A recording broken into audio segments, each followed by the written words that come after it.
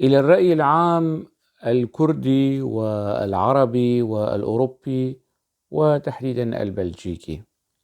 أعتقد إلى حد مقبول ومعقول. بتم تعرفونني من خلال مقالاتي، كتبي، مواقفي السياسية، مواقفي النقدية في الثقافة وفي السياسة، ومن خلال ما أكتبه وأنشره على صفحتي أو على حساباتي في مواقع التواصل الاجتماعي وفي المواقع الإلكترونية والصحافة الكردية والعربية. السلوك الذي أمارسه الآن، يعني كنت أمارسه عندما كنت في دمشق. يعني النفس النقدي في كتاباتي ليس بجديد. انتقدت النظام السوري وكنت يعني أعلم بخطورة أن يكون لأي شخص، أي مواطن عادي، موقف من النظام السوري. وعندما هربت يعني من بلدي وتحت الضغط الأمني والتهديد الأمني، ذهبت إلى تركيا.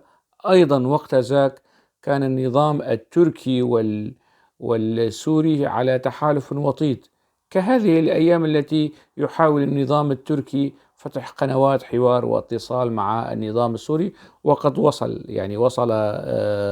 إلى مرحلة متقدمة في هذا الخصوص. يعني تصريحات هي رأس جبل الجليد من التفاهمات والاتفاقات المبرمة ما بين النظام السوري والتركي، وهذا ليس موضوعنا، هذا موضوع آخر. بمعنى أن أثناء تواجدي في تركيا انتقدت النظام التركي، أثناء تواجدي في سوريا انتقدت النظام السوري وانتقدت النظام الإيراني، وكنت أتعرض للتحقيق الأمني من الأمن السياسي، من الأمن العسكري، وأخيرا الأمن الجوي داهم منزلي بالصدفة لم أكن موجودا. هذه التفاصيل بتم تعرفونها. لكن منذ 2011 وأنا أنتقد حزب العمال الكردستاني الذي كنت معه، واعتذرت عن الفترة التي دافعت فيها عن هذا الحزب، لأنني بشكل أو بآخر لم أكن مطلعا على تفاصيله وتاريخه الملوث بالدماء والاغتيالات والتصفيات الداخلية. فيما بعد يعني تحريت وتقصيت وعرفت أي تنظيم من هذا ومن أي طينة فاشية ودموية هذا الحزب. مارست أنت حقي في النقد بما لدي من معلومة وما لدي من وثائق ومعطيات. طبعا الحزب رد بالتضليل والتشويه.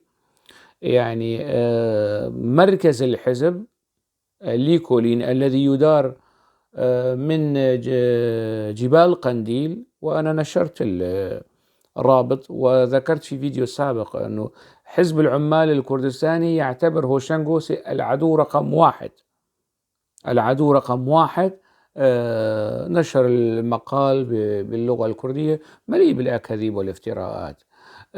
هذا المقال نشر في 2020 قبل سنتين. وأتتني الكثير من الشتائم والتهديدات وما إلى ذلك. طبعا الشتائم والتهديدات لم تتوقف أبدا أبدا، لم من 11 سنة وشتائم تهديدات والمسائل هي. الكثير من الأصدقاء حذروني يعني من أنه من خطورة ومغبة وتبعات الاصطدام أو الاشتباك مع هذا الحزب، على أنه تاريخ هذا الحزب مليء بالتصفيات والاغتيالات الداخلية والخارجية. وحاليا لا يمارس الاغتيال السياسي في أوروبا نتيجة اعتبارات. طبعا أتمنى منكم أن لا يفهمن من هذا الفيديو على أنه استنجات أو نداء استغاثة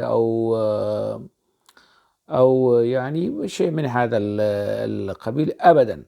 أنا يعني لو كنت خايف على حياتي لما يعني انتقدت النظام السوري أو انتقدت النظام التركي أو انتقدت هذا الحزب منذ 11 عاما. يعني القضية ليس حرص على الحياة، والحرص على الحياة ليس شيء عيب. يعني لا يعيب المرء أن يكون حريصا على حياته، لأن حياته جزء من حياة المحيطين به، وهو يعني ليس ملك نفسه، وإنما ملك الأحبة، الأهل، الأصدقاء، والوسط الحيوي الذي يتحرك ضمنه. أبدا لا تعتبروه لا قلقا ولا خوفا ولا هم يحزنون، ليس من شيء من هذا القبيل، إنما لإعلام الرأي العام. يعني في الفترة الأخيرة ازدادت كمية التهديدات والشتائم القذرة التي تعبر عن ثقافة هذا الحزب، أخلاق هذا الحزب. يعني لم يتركوا أمي المسنة التي تجاوز عمرها 75 عاما، لم يتركوا أخوتي، لم يسلم أهلي وزوجتي من شتائم القذرة الوسخة لأنصار ومؤيدي هذا الحزب، حزب العمال الكردستاني.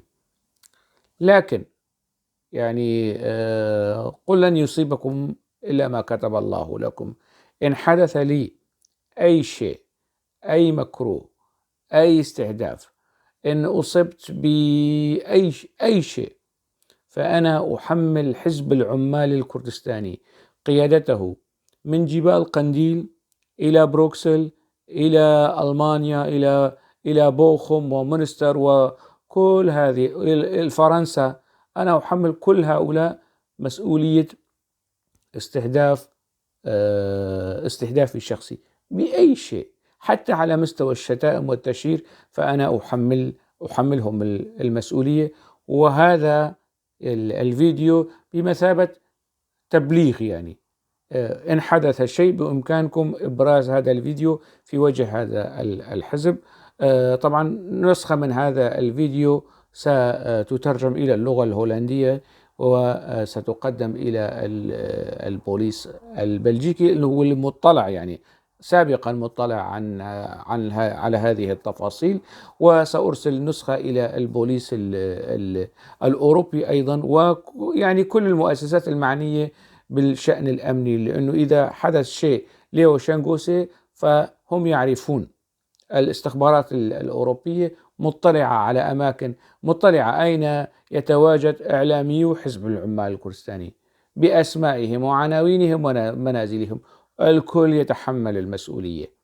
يعني أي عملية استهداف شخصي، سواء في حق هوشانغوسي أو في حق أي كاتب آخر أو أي ناشط آخر أو أي كردي آخر، أي مواطن كردي، من كرد تركيا، من كرد سوريا، من كرد إيران، من كرد أفغانستان، من كرد الأرجنتين، من كرد الموزمبيق، أي كردي، أي عملية استهداف لهؤلاء الذين ينتقدون حزب العمال الكردستاني، فإن الحزب يتحمل المسؤولية وكل مؤسساته السياسية.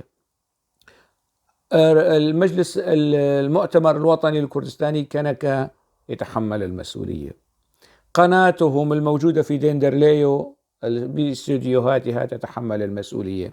عبد السلام مصطفى مسؤول منظمة أوروبا لحزب بيدا يتحمل المسؤولية. نواف خليل مدير المركز الدراسات الاستراتيجية في بوخم يتحمل المسؤولية.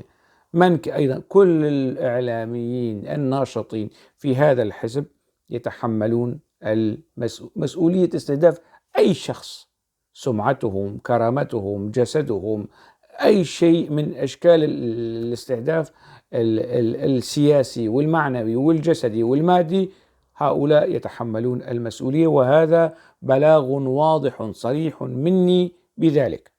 في حال تعرضت لأي مكروه، يعني لأي أذى، فهؤلاء يتحملون المسؤولية كاملة. وبإمكان البوليس الألماني والبلجيكي والأوروبي أن يتعامل مع هؤلاء على أنهم الداعمون والمغطون والمسهلون لهكذا جرائم. طبعا سابقا لم يفلت حزب العمال الكردستاني من بعض الجرائم التي اقترفها. جريمة أنور عطا أنا ذكرتها، يعني جريمة تشاتين جونجور، استهداف تشاتين جونجور وأنور عطا بالتصفية الجسدية. اعتقل الجانيان وتم زجهما بالسجن وفيما بعد أفرج عنهما. جرائم تصفية أخرى، يعني حتى علي حيدر قيطان ودوران كالكان اعتقل في نهاية الثمانينات في أوروبا بسبب هكذا جرائم، والاثنين من مؤسسي حزب العمال الكردستاني. بمعنى تاريخ هذا الحزب زاخر بالاغتيالات وبالتصفيات وبالجرائم. القضاء الأوروبي اعتقل وحاكم بعض العناصر، لكن عناصر أخرى لاذت بالفرار. مسألة المحاسبة والملاحقة لن يهرب منها أحد، لن يهرب منها أحد. وإذا تهرب هؤلاء الذين ذكرتهم من القضاء الأوروبي أو فلتوا من البوليس والقضاء والملاحقة الأمنية الأوروبية، لن يفلتوا من لعنة التاريخ، اللعنة التي ستبقى تلاحقهم وتلاحق يعني حتى أحفادهم، لأنهم متورطون وضالعون مع هكذا تنظيم ويغطون ويبررون سياساته الدموية وممارساته وجرائمه في حق المختلفين معه. طبعا أنا ذكرت هذا الفيديو لكي يكون الرأي العام العربي مطلع على تفاصيل الضغوطات والمشاكل التي وبالنسبة لي لا تهمني، لكن أنا أقولها من باب الاطلاع، ليس من باب الخوف أو الاستنجاد أو التضامن. هذه قضايا كلها لا تهمني.